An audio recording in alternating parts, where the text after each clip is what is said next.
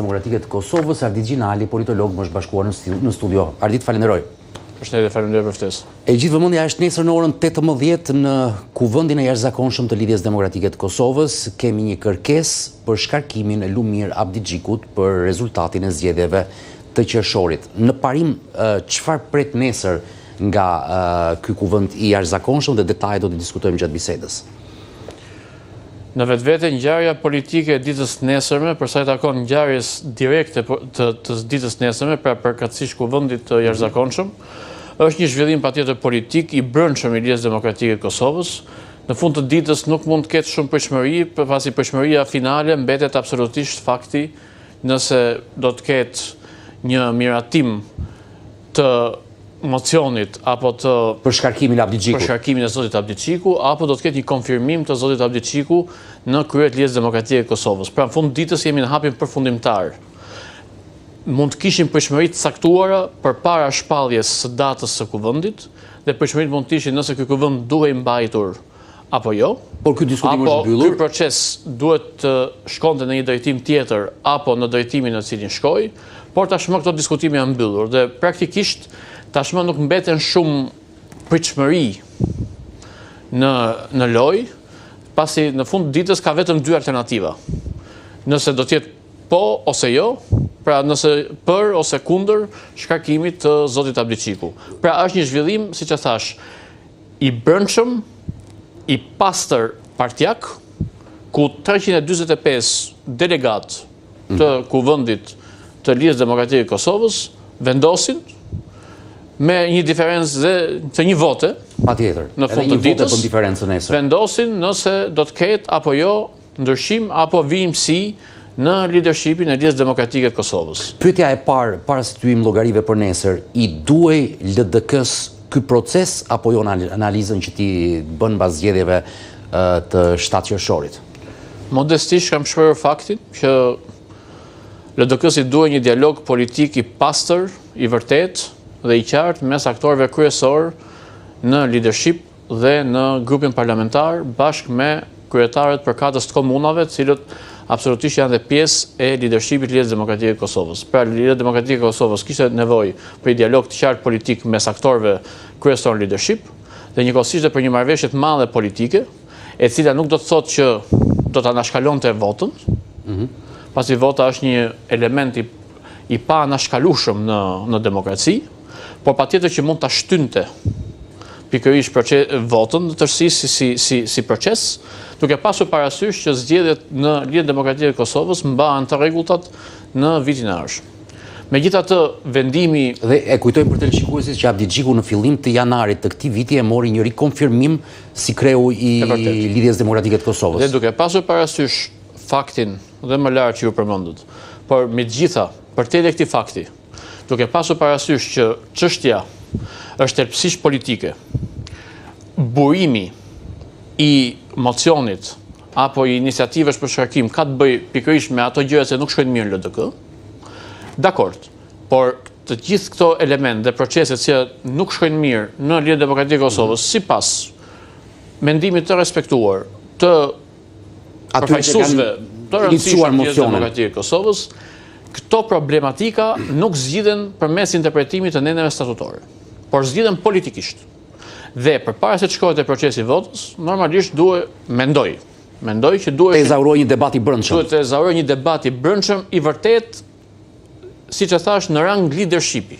Në rang leadershipi mes 10 më të votuarve në grupin parlamentar të Lidhjes Demokratike të Kosovës dhe 7 kryetarëve të komunave, që mendoj që do të përbënin ata zotëri e zonja, që në fakt përfaqësojnë praktikisht Lidhjen Demokratike të Kosovës. E vërtetë është ky moment, me sa duket, është kaluar, ndoshta procesi mund të jetë zhvilluar pjesërisht dhe palët në fund ditës kanë vendosur që ta kalojnë pikërisht barrën tek delegatët e kuvendit të Lidhjes Demokratike të Kosovës. Ata 345 delegatë që nesër do të vendosin. Patjetër që janë një trup e respektuar pjesë e zhvillimeve partijake, patjetër që janë njerëzit më të pafajshëm në kuptimin politik në këtë histori, pasi në fund të ditës... Edhe me të cilët po negociohet për votën pro apo kundër deri në momentet e fundit, se kështu e kemi ne në çdo subjekt politik. Bëjmë lobime. Normalisht u duhej shmangur kjo, dhe pikërisht kjo përgjegjësi këtyre zotërive dhe zonjave u duhej lënë në procesin e zgjedhjeve të rregullta, por duke pasur parasysh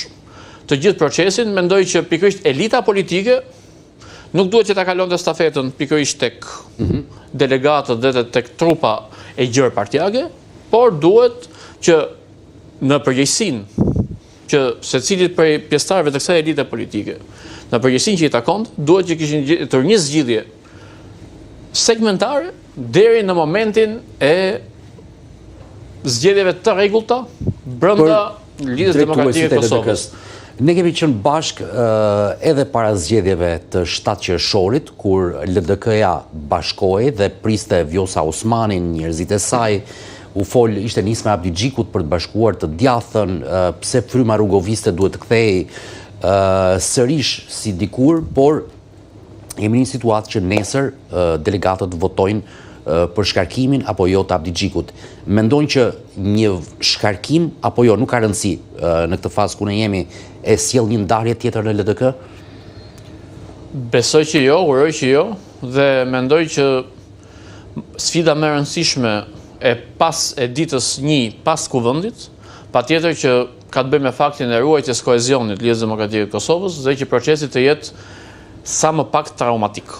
Se një plagë e dikurshme ishte kur iku Vjosa Osmani gati 5-6 vite më parë, apo jo?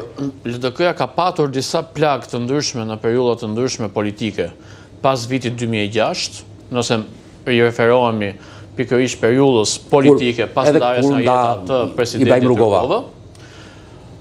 Ka patur patjetër dhe problematika dhe përpara vitit 2006, pra në lexime dhe në histori politike të dëshmuara tashmë, kemi parë dhe momente të tjera edhe gjatë periudhës. Unë danë gjatë daci krijoi dhe ai ndjeri një parti tjetër politike. Ishte pas 2006, po dhe përpara vitit 2006 dhe në periudhën 89-99, patjetër që ka patur absolutisht problematika të brendshme. Pra është një parti e cila është demokratike në kuptimin e plot fjalës, është një parti e gjallë, e kemi thënë që është partia më demokratike shqiptare në hapësirën në rajon, dhe patjetër që zhvillimet tilla janë të pranishme, duke pasur parasysh dhe rezultate zgjedhore jo të lakmueshme, por dhe në kohën që rezultatet zgjedhore ka qenë të lakmueshme apo autoriteti i partisë ka qenë i padiskutueshëm, patjetër që ka pasur dinamika dhe zhvillime të cilat kanë dërguar drejt lëkundjeve apo dhe drejt ndarjeve. Kështu që këto kanë qenë të pranishme në Lidhjen Demokratike të Kosovës. Në këtë moment specifik në cilin Kosova ndodhet, apo dhe LDK-ja ndodhet, duke pasur parasysh dhe paqartësitë e së nesërmes për Kosovën, ndoshta procesi mund të ishte shtyrë dhe mund të kishte një kompromis, jo pazar, po kompromis të vogël, partijak, segmentar në kohë, pikërisht për të shmangur në radhë parë, që e gjithë trupa e gjerë partijake mos gjendej përpara përgjegjësisë politike në këtë moment. Së dyti, që LDK-ja mos të gishtojë si partia e cila dhe gjithë vëmendja të gishtojë tek LDK-ja me gjithë zhvillimet në Kosovë, kur ndërkohë Kosova ka sfida shumë më të rënda dhe më të rëndësishme se sa dhe zhvillimet LDK. Pra, sërish e kujtojmë, dialogu strategjik me Shtetet e Bashkuara të Amerikës vijon të jetë i pezulluar. Ndërkohë që Serbia hodhi hapin konkret në dialogun. Gazi amerikan vijon të mos pranohet nga qeveria. Problemet panumërta, duke përfshirë dhe probleme sektoriale, duke përfshirë energjinë elektrike dhe shumë çështje të tjera. Pra gjithë këto problematika dhe mungesa e vullnetit të partisë në pushtet për të ndërtuar institucione solide dhe duke e hedhur tashmë topin, kinse po pret zhvillimet e brendshme në Lidhjen Demokratike të Kosovës, vjen dhe të përqeshur në fakt, kur e mendon cinizmin politik. Se ti nuk beson që Albin Kurti po pret zhvillimet në LDK, apo kjo është pjesë e spektaklit? Po muajin janar, po muajin shkurt, nga periudha shkurt 2025 deri në dhjetor 2025, cilat ishin zhvillimet e brendshme në LDK. Pra, mendoj që ky është një sebeb i Kurtit. I zotit Kurtit dhe lëvizjeve të vendosje, pikërisht për të blerë sërish kohë, për të shtyrë kohë. Dhe patjetër që kjo dhuratë politike i jepet në mënyrë të pandërgjeshme, jo të qëllimt, nuk e besoj kur këtë, por në mënyrë emocionale, pikërisht për shkaqe të cilat të disa realitetet bërgjë politike që mendoj që mund të ishin zgjidhur në mënyrë segmentare më thjesht dhe që t'i hiqej pikërisht bara dhe LDK-s për të gishtuar pikërisht si pika politike me cilën po pritet çfarë do të ndodh nesër dhe më pas nga zgjidhjet e nesërme do të zvaret e zgjidhjet për Kosovën. Që në fakt nuk është e vërtetë sepse sërish e them, njëjtë si kur gëzohen çdo mbrëmje pas fitores apo fitoreve të caktuara në procese elektorale, njëjtë siç kanë lavdinë e sukseseve politike, njëjtë kanë dhe përgjegjësinë për të jetësuar sukseset politike në ndërtimin e institucioneve stabile. Dhe kjo përgjegjësi nuk mund të jetë në shpatullat e partisë tretë, në shpatullat politike të partisë tretë, ndërkohë që partia parë kinse po na pret zhvillimet politike në partinë e tretë. Por kur një parti historike me traditë siç është Lidhja Demokratike e Kosovës, që edhe në zgjedhjet e qershorit nuk ja doli dot të ishte as partia e dytë në këtë proces të fundit zgjedhor, që pritshmëritë ishin të mëdha, që bashkimi me Vjosa Osmanin mund ta çonte në parti fituese dhe jo për të mbetur prap e treta me 17% të votave, mos gaboj unë, dhe 18 deputet. Një situatë të tillë, debatit të brendshëm edhe për shkarkimin e Abdi Xhikut, nuk mund ta kishte të pashmangshme, edhe pse momenti unë jam dakord me ju, mund të kapërcehej për shkak të zhvillimeve të Kosovës. Shikoni, nuk mohohen problemet. Pra këtu qëllimi nuk është çështja për të mbrojtur një figurë politike të caktuar apo një figurë tjetër. Në fund ditës figurat politike përkatëse se dinë mbrohen dhe në fund ditës kanë autoritetin politik dhe gjithë aksesin në përkatës për të mbrojtur politikisht vetveten apo linjën politike që përfaqësojnë. Këtu kemi të bëjmë me momentin dhe praktikisht mendoj që kemi aq duke qenë të barazlarguar nga disa interesa të ngushta dhe të vogla partijake, mendoj që kemi një tagër modest për të shprehur diçka mbi parimin. Për te faktit nëse emrat përveçëm janë në krye të njërës pala apo tjetër, apo nëse një emër i përveçëm i caktuar duhet shkarkuar apo duhet vijoj. Dhe pikërisht unë të paktën modestisht mendoj që duke qenë i barazlarguar nga interesat vogla, mendoj që mund ta shpreh këtë fakt modestisht në lëmin e opinionistit. Patjetër. Dhe mendoj që pikërisht problemet janë aty.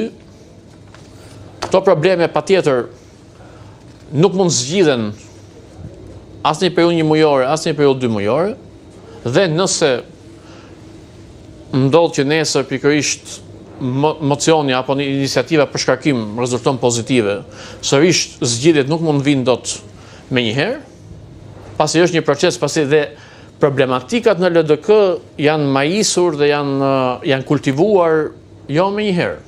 Problematika kanë filluar që nga viti 2006. Patjetër. Dhe për te fakti që patjetër që leadershipit aktual mund t'i kërkohen përgjegjësi dhe i kërkohen përgjegjësi dhe përgjegjësia është e pashmangshme, patjetër që problematika ka filluar shumë herët. Dhe kjo është arsyeja që unë mendoj që secili ndër ata aktorë që është atje politik, duke qenë se kjo gamë e gjerë për 27 zonjash dhe zotërish, individ politik me peshë politike dhe elektorale dhe historike, përfshihen personalitetet që janë që nga viti 2006 dhe në viti 2026. Pra, ka personalitetet të cilët janë edhe përpara 2006-s, ka personalitetet që kanë filluar karrierën politike pas 2006-s, ka personalitetet që kanë filluar karrierën politike në periudhën 2006-2020, po dhe të tjerë mas 2020-s. Pra, aty në këtë 27 që unë, në këtë 17 që më falë që unë portretizoj duke pasur parasysh 10 më të votuarit bashkë me 7 kryetarët e komunave, praktikisht përfshihet e gjithë trupa politike dhe këta zotërinj dhe zonja, patjetër që secili prej tyre segmentet caktuara ndaj njëri tjetrit, patjetër që ka momente të dinamikave të caktuara, të cilat patjetër kanë rënë ndesh me njëri tjetrin, edhe dinamika parimore, edhe dinamika subjektive, dhe pa u sqaruar gjithë ato dinamika në mënyrë të vërtetë. Dhe sërish e themi të vërtetë. Patjetër që zgjidhja nuk vjen dot. Pra, nuk është çështja e zgjidhjes nëse është njëri kryetar apo kryetari tjetër. Në fund ditës nuk ka kryetar të përjetshëm. Jeta vazhdon dhe patjetër ky është një fakt i cili tashmë dihet edhe LDK-ja është një parti që ka treguar që ka pasur disa po, është vetëm parti në fakt, është vetëm parti në Kosovë që ka prodhuar gara politike